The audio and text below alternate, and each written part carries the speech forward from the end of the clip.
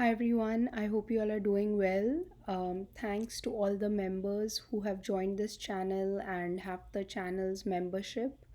This video today is going to be the next video in the love series, and the chakra that we are going to be discussing today is the Anahat chakra, which is the heart chakra. And this chakra is where things get very interesting. Um, because this chakra is as you can see in the seven chakra system, it's in the middle of the seven chakra system. So this is really like the decision point uh, of any decision that you take in life, emotional decision, whatever decision you take in life. um, at a very subtle level, the heart is what decides whether you want to go up in your energy. And when you go up, which is in the throat chakra, the Ajna chakra, the third eye chakra, and the crown chakra, you are moving more towards divinity or towards oneness, feeling of abundance, feeling that everything is in order, there's an order and in the chaos, and just this ease of being. um, and if you go down in the heart center, if you make a decision that takes you down, you go into the more animalistic tendencies of like survival, fighting, fight or flight mode, either running away or facing your opponent, etc. And I'm not saying animalistic in a bad way, because as you must have seen, like when I discussed the chakras, I also said that someone who's root chakra based, whose energies are very much in the root chakra, it's not like they are all bad. They can be good also, because root chakra is stability, security. So a person might be extremely boring where they do the same thing every single day, but that is how they show their love to their partner. They earn money, they come home, they don't have any affairs, they are extremely boring. They have a routine and they follow it, but that gives you stability, that gives you security. So that is a root chakra based person, how they behave in life. If they don't have energies going upwards, they are very okay with the routine of life. But then again, if something very drastic happens, such a person might get thrown off balance if their energies are not, they are not flowing correctly. So that's why we don't want to have like too much of our energies based in one chakra. The favorable condition is all the chakras being in balance, and that's how you live a good complete human existence. So don't think that the three chakras which are in the bottom, like the root, sacral, and solar plexus, they are not bad per se. The bad thing happens when any of the chakras is out of balance, either overflowing or underflowing. And in that case, the person's emotional state is not very stable, or the person doesn't appear to be in not in control, but not in the flow of life. Something is off basically in that person's energy. So yeah, the three bottom chakras are also very important, and they are equally important. All of the chakras are equally important, but the heart chakra is special in that um, it's really here where all of or most of the healing that you have will take place in the heart chakra. um, one example I can give you is when someone hurts you in a relationship, um, your energy will flow. Like, just an example, it can flow through different chakras. So in the bottommost chakra, you will feel extremely unstable. You will feel like, oh my god, the ground has been, like pulled under my feet, and suddenly you feel this instability in life and insecurity, etc. When it comes to the sacral chakra, you might feel extremely like uh, undesirable, or you'll feel like I'm the most like ugly person or undesirable person in this world, and that's why my partner did this to me or something like that. Then it can come to the solar plexus chakra. In that chakra you will manifest that frustration as maybe anger towards the person, or it can manifest as you feeling extremely low about yourself, like I should just die, or some of those thoughts will come up. When the anger part comes up, it's more like how dare they do that to me.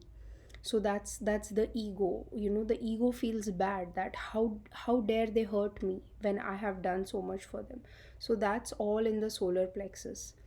Now when it comes to the heart chakra, the anger, the undesirability that you feel like, oh, I'm ugly, I'm worthless, whatever, like you feel used, all of that, and the instability from the root chakra, all of that will come up, and it might become this extreme feeling of grief, or this extreme feeling of sadness or hopelessness or something like that. And that's when you actually start crying. That's when the heart gets filled with all of these emotions that come up, and they fill the heart. And that's when it triggers the response in your body that tells your tear glands that, okay, now we are feeling something that needs to be released. So now the tears come, or now you will scream, or some manifestation of that energy will be let out into the world. So basically, that's how you heal through your heart. A lot of the energies that the lower chakras produce, a lot of grief is actually healing, because all of those energies that you have felt in your lower centers, they come up, and in the heart it'll become sadness, depression, hopelessness, grief, sometimes even anxiety or worry. When you worry a lot, you cry. Sometimes you feel like, um, you can feel so overwhelmed by the worry that you're like literally crying. And in that crying you might pray, you might start having faith, because when you have when you have complete hopelessness in a situation, when it goes from to complete hopelessness, like everything is out of your hands, that's when you kind of move towards the feeling of surrender, where you say that I really cannot do anything more in this situation, and I just need to surrender to whatever is this consciousness. I just have to surrender, and I just have to ask something to help me. And some people call it God, some people call it manifesting, some people call it consciousness, whatever you want to call it, you can call it that. But what energetically happens is that your ego dissolves, because the ego is always trying to control things. The ego always wants to direct things, which is not a bad thing. Ego also, we need a balanced ego. We don't need underflow of ego, which is low self confidence, or we don't need overflow of ego, which is high self confidence or narcissism in its extreme. So what we need is a balanced ego, so that we can have a good life in this body, mind, spirit that we have manifested in. We need to have a good life, so we want a balanced ego. But even the balanced ego that you have, you need to have the wisdom that this balanced ego of mine cannot really control everything that is happening in this world. So, or even in my own life, I cannot control everything. So, even this balanced ego needs to learn the skill of surrender. And that surrender that happens, it happens from the heart chakra. It's when the heart really just gives up in a way, like not physically, but it gives up in the sense that it says, I release this grief, and I just wait. I just wait for things to happen the way that they will happen. Just wait for the things to unfold. And in that moment, when you surrender, You do it from your heart chakra, but what happens is it actually transmutes all of the energies that have gotten you into this state. And these energies come from your lower center of survival, of desires, lustfulness, of, like wanting to enjoy this creation, because that's a part of you. You want to enjoy this creation. And then the ego, which is like, I want to control my life, I need my life to go this way or that way, and I need to be in the driver's seat of my life, sort of a thing. All of those emotions, the anger, frustration, everything, it comes to the heart. And in the heart, when you surrender all these emotions, all this energy, it finds a channel and it releases itself. And when you release that trapped energy or that trauma, if it has been held in your body for a long time, it manifests as trauma. So when you release that energy through your heart center, that's when it becomes a clear channel for you. The heart, it kind of opens, like think of it like a dam.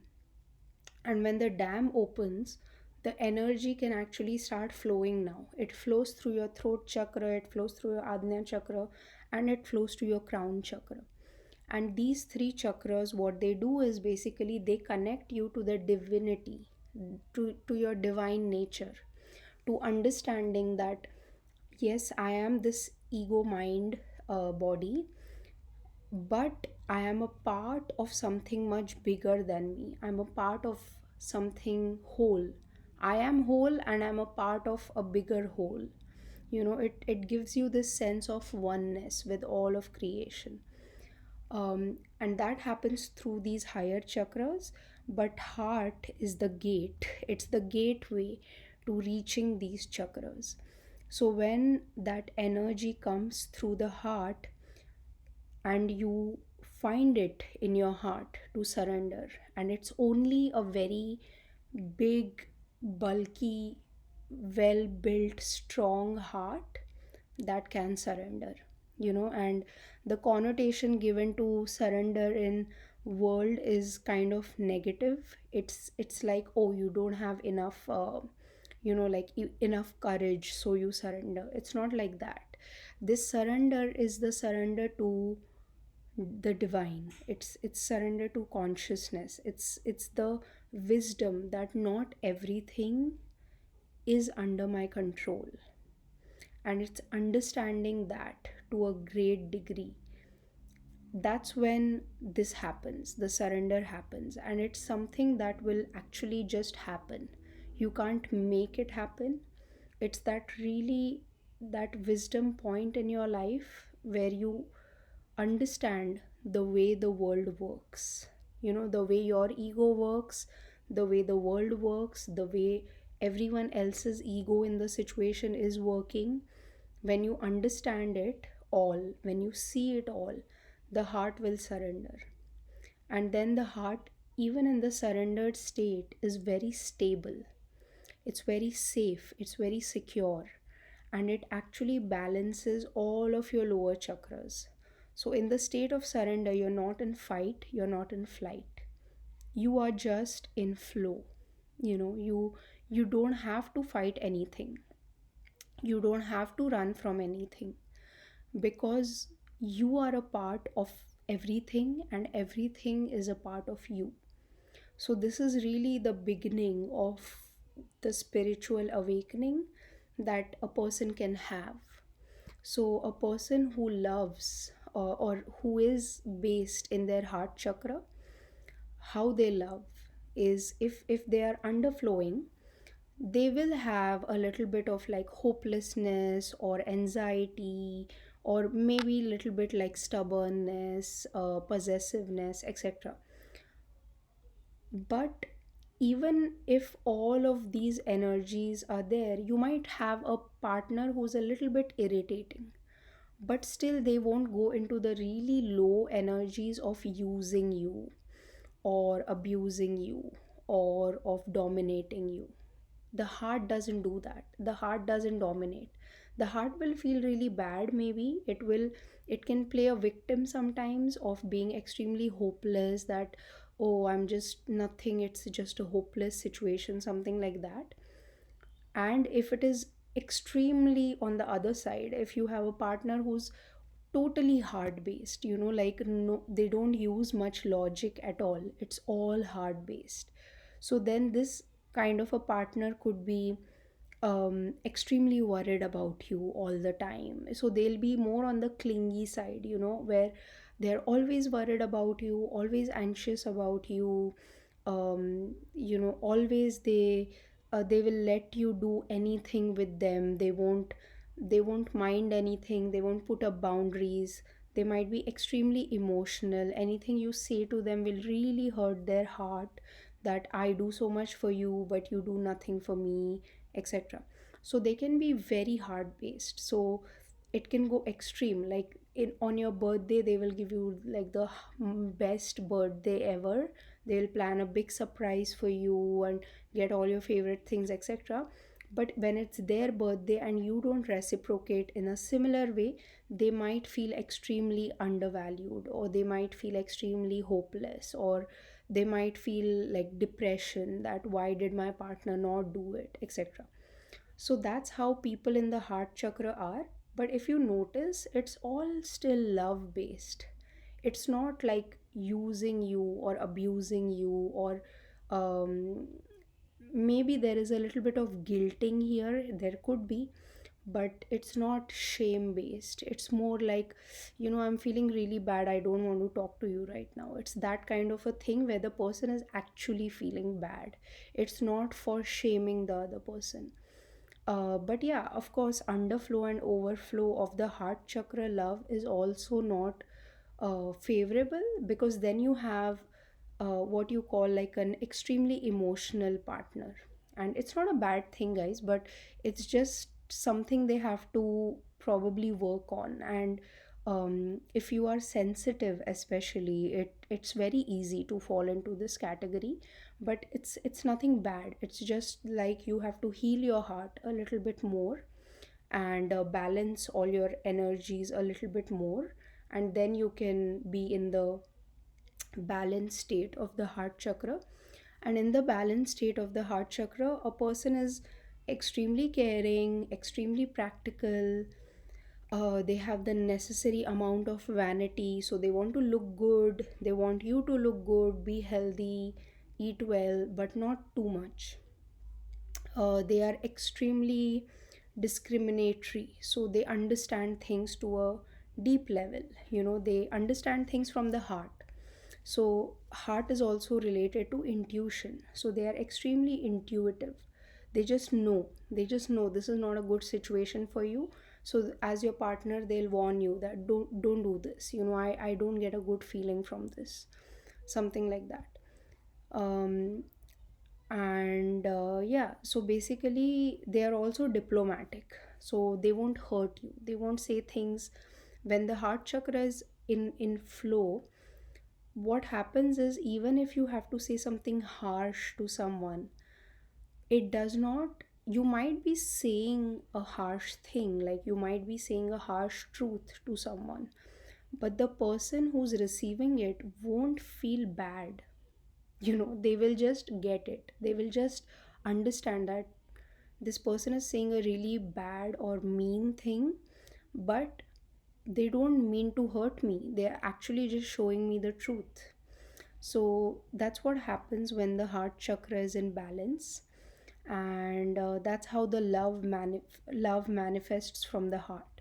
So when you have a person who is very balanced in their heart chakra, you will really feel a sense of oneness and acceptance with them.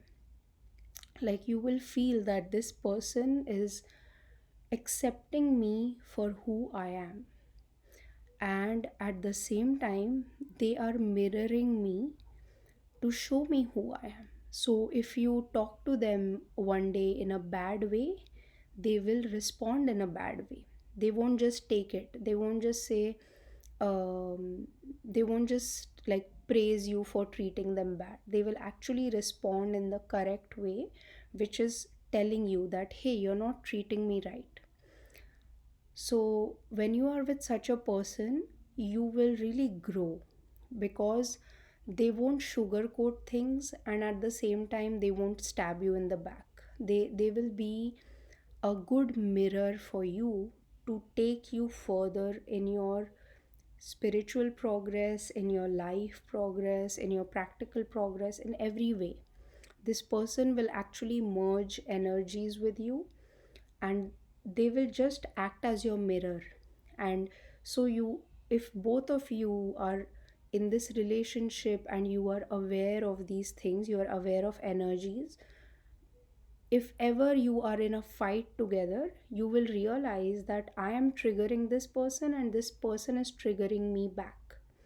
So you guys can actually evaluate that, why is this person triggering me, what is he or she touching in me, which nerve are they touching, and then you will know that, oh, this is something I need to heal probably. And you will do the same thing for that other person, so you will touch a nerve of theirs which they need to heal. And in this way, if a couple is in such a relationship which is mirroring, you will keep on growing if you are aware and if you are working towards growing. And a lot of twin flames are actually in such a relationship, even though a lot of twin flames are not together. And I'm not talking about narcissist empath, that is a very low level twin flame. If there is one, if you are in such a relationship and if you are extremely empathetic and they are extremely narcissistic, this is a very low level of twin flame. Maybe you guys need to like level up in some way. I mean, nothing is up and down, it's just energy. But basically you need to reach some higher points in your journey. So so yeah, a lot of twin flames relationships are like this, where they kind of mirror each other and mirror each other's triggers and shadows and ego even, etc. So yeah, so this is the heart chakra. And I hope I kind of explained why it's important and how a person will operate from the heart chakra. So yeah, if your energies are at this point, you don't really need to worry so much, because you won't be using and abusing people or hurting them in a really bad way. You might still be irritating or too much sometimes for some people, but still you won't be hurting them in a bad way. You, everything you do will be based from the heart and not from the ego so much. So it's a good place to be when you want to be, if you have to be in any energy center in your body. And if you have to find like a healing retreat for yourself in your body, it's definitely your heart.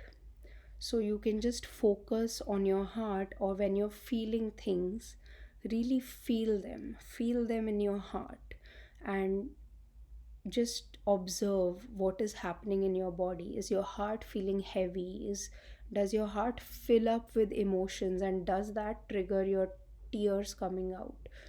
What exactly happens? So just become the observer when something like this is coming up, and actually observe how your heart is handling it. So yeah, so being in the heart is always helpful, and it's a great place to be, because it's the gate opening, it's the opening gates to divinity inside of you. And so yeah, that was the heart center, and I hope you guys found this helpful in some way. As always, I wish you all a lot of love and light, and thank you again for being members of this channel. Bye. Stay safe.